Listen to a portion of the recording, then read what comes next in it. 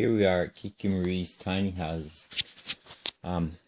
Hi, I'm Kiki. We thought we'd give you guys a little bit of a tour. We've kind of started to move in, but things aren't the way they're going to be when we're done. So you'll see a lot of undoneness, but we're moving in anyways because it's getting cold. I'll let Ron tell you all about it. So this is looking in from outside. First we got our old door I got from an old shed, and inside is our electrical panel that we're going to be hooking up. Most of the breakers are in and most of the wires are done. That's going to be a closet as well. So, and then on the other side, if we step inside the house, we have our staircase. We didn't want a ladder going up to the second floor because we just thought that would be too hard to go up and down ladders. And so we got boards here from my father's house. We had 13 boards. They're over 125 years old, and we saved them. The staircase is from an old hemlock wood we've been salvaging for years.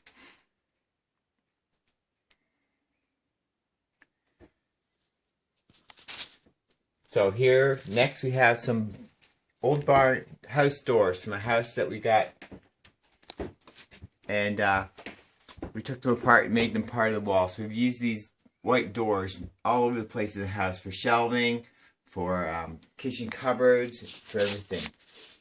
So the floor is a recycled oak floor. That was, my sister bought a house, and the house had a whole bunch of old flooring piled up in the corner of it.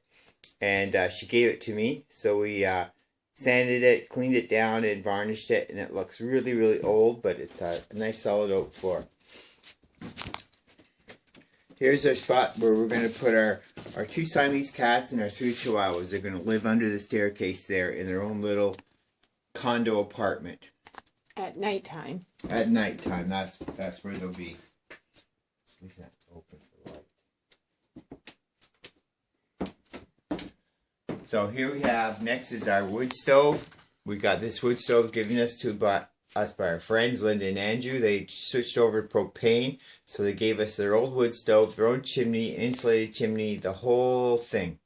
So we hooked it up, and on each side of the wood stove and under the windows we have little bits of bric-a-brac our friend Kathy gave us. They're from chairs, and they are all over the place, and going to be used all over the place in the house. The ceiling of the house, Steel. The steel on the walls is from our neighbor's barn. We saw that their barn fell down a few years ago, so we drove in and asked him what he was doing with his barn boards, and he says he was keeping all his barn boards to make furniture. I said, so what are you doing with all your rusty steel? And he says, I got it all in a big pile. You can have it all if you want it. So we got all the rusty steel from the whole barn roof, and we've used it on the outside of the house and inside the house, and for the upstairs ceilings, which you'll see later. So the hearth of the fireplace, I did a tile job of 3 years ago, and all the broken pieces of slate we're going to use and make a little mosaic kind of pattern for the hearth of the fireplace, which is going to be done later in the winter. So next we have an old tabletop that I got from the same place I got the doors. A friend of ours bought an old house, and they're going to demolish it, and inside the barn was this table. So what I did is I took the table apart, and I actually have built it into the kitchen cupboard. So it actually comes out almost 6 feet, and I have a couple extra leaves that came with the table that I can add in, and we have a built-in dining room table. So this part here is going to be our little addition living room. So we're going to build out 4 or 6 feet, depending on our space, and once we get the house permanently set, and that'll be our living room with a patio door and a lot more windows and glass to let light in from the southern side of the property. Next is our kitchen. So our kitchen, we wanted a really big kitchen because most of the stuff that you do is in the kitchen. Everybody gathers in the kitchen. So we wanted enough storage and enough cupboards. And Kiki finished off this cupboard. It was given to us by a carpenter friend of mine who I did a lot of work for. Actually, we have several pieces of his furniture in the house that he's given us over the years. And everything else we made from leftover barn boards, the drawers, the cupboards, the shelving, they're all part. The tile was given to us by a friend of ours. It was brown. We painted it white. And again, you see now the white steel that we put in. The windows were all given to us from someone who replaced all their windows in their house. So I think we only bought 3 windows. And the 3 windows we did buy were from the reused store. Kitchen sink was a very expensive, nice kitchen sink we got for free. It was cut wrong for a job site I was working on, and the owner of the house gave me the sink. I've had it for almost 3 years as well. I'm just looking through the window. If you can see that cabin across there, that's what we're living in now. We have an upstairs bedroom. We have a full set of stairs in there. It's 9 by 12? 8 by 13. 8 by 13. So I've done the garden and everything over there. We've got some vegetable gardens ready. So that's where we're going to be pulling the trailer in about a week or so. So the countertop was some slate I got at the Reed Center. It's a cut limestone, and it was gray when we first put it down, and with the varnishes and everything we added to it, it turns out this really sharp, nice brown color. I got them for $2 a piece almost 8 years ago, and been storing them ever since, and it had exactly 17 pieces, and it took exactly 17 pieces to make this countertop. So that tile against the wall was a rusty red tile that we painted white with some special tile paint, and then that's the rusty.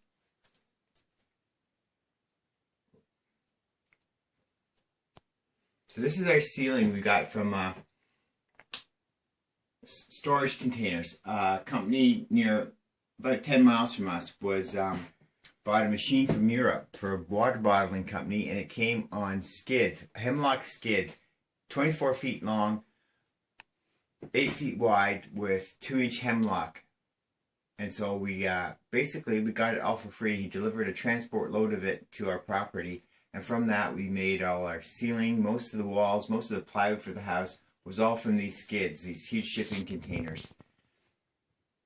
So now I have 2 infrared burners that I'm going to use here. This is a little bar fridge that we're just using temporarily. We're going to set up a whole built-in unit here with this little fridge and 2 burners, and then my toaster oven's going to go up in the countertop. And then in the add-on room, I'm going to have a full-size fridge. So this will just be for, you know, immediate stuff. So let's go upstairs.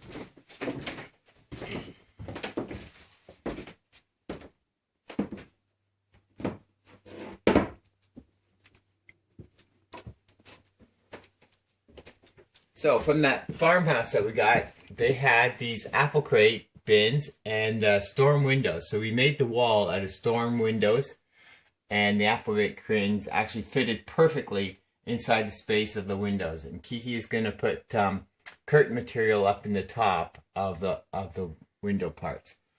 So the ceiling, as you can see, the rusty steel. We left it rusty steel. It has green paint and galvanized and rust, and we thought it looked pretty cool.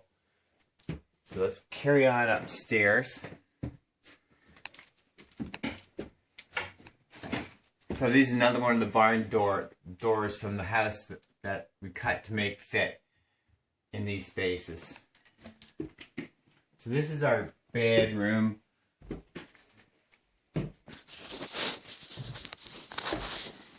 So that's our headboard was given to us by our good friend Jackie.